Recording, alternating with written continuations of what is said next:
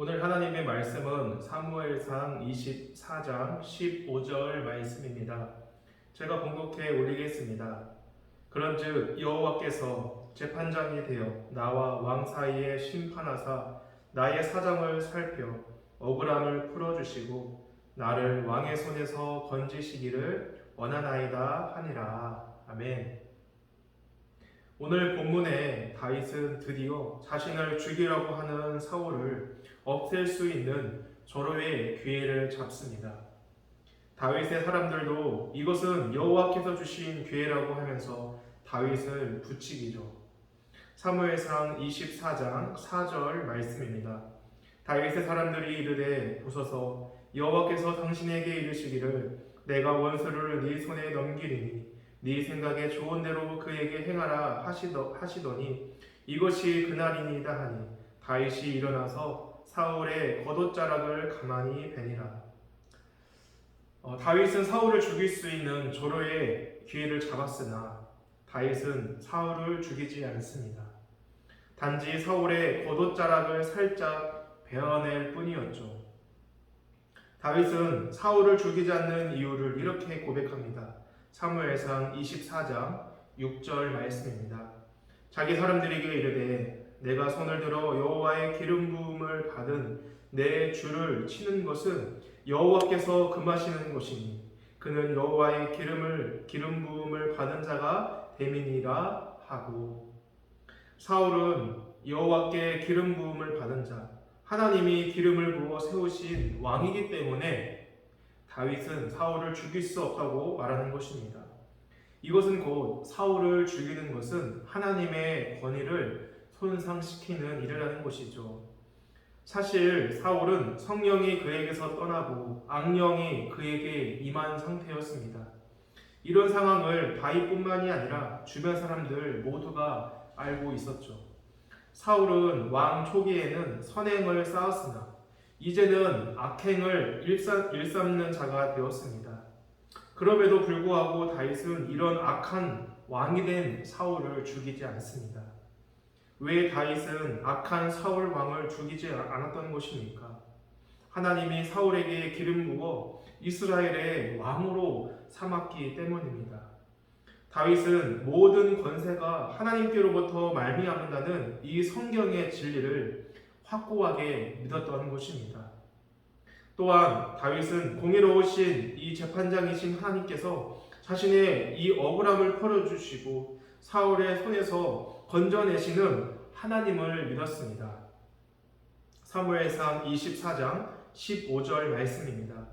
그런즉 여호와께서 재판장이 되어 나와 왕 사이에 심판하사 나의 사정을 살펴 억울함을 풀어주시고 나를 왕의 손에서 건지시기를 원하나이다 하니라.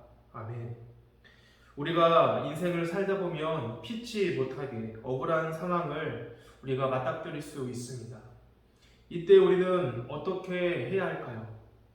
내 정당함을 목청껏 피력해야 하는 것입니까?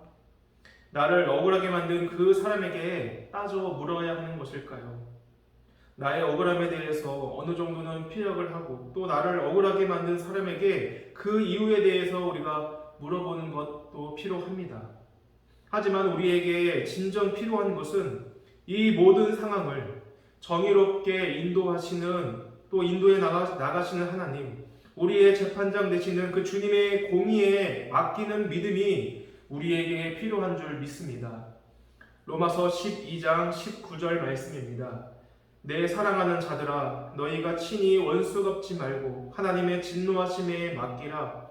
기록되었으되 원수 갚는 것이 내게 있으니 내가 갚으리라 하고 주께서 말씀하시니라. 아멘.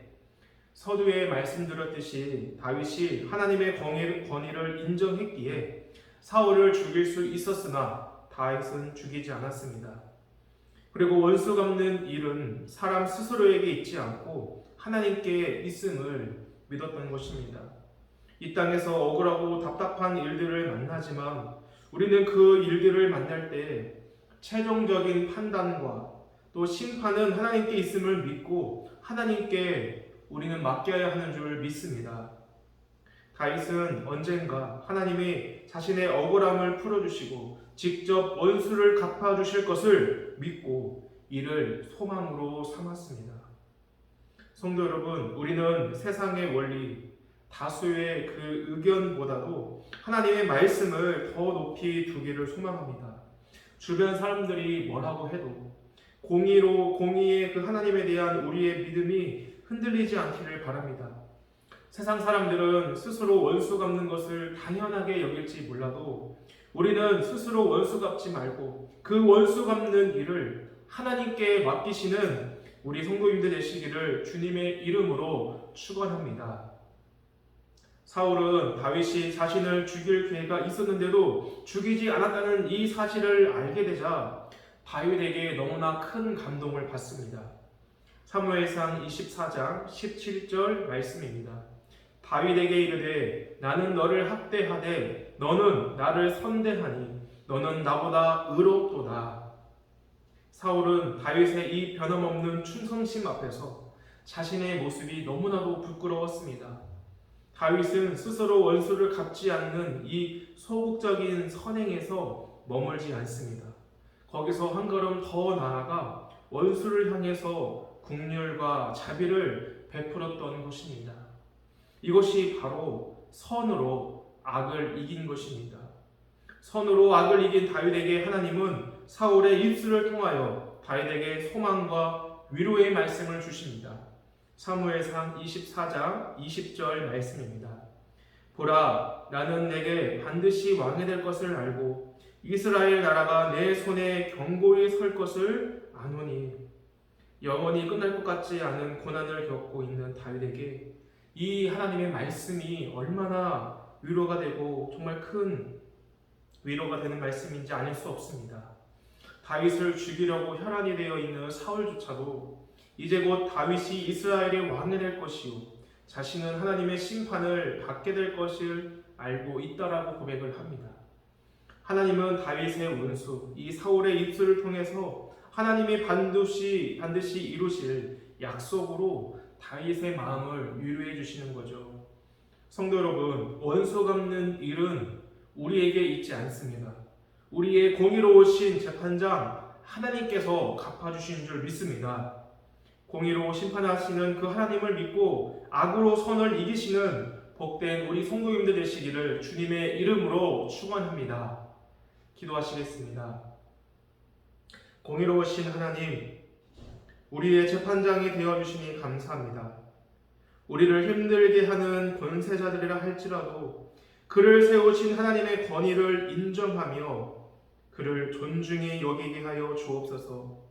원수를 갚는 일은 나에게 있지 않고 하나님께 있음을 믿습니다. 이 믿음을 가지고 우리는 악을 선으로 이기는 복된 우리 모든 성도님들 되게 하여 주옵소서. 감사드리며 우리 주 예수 그리스도의 이름으로 기도드립니다. 아멘.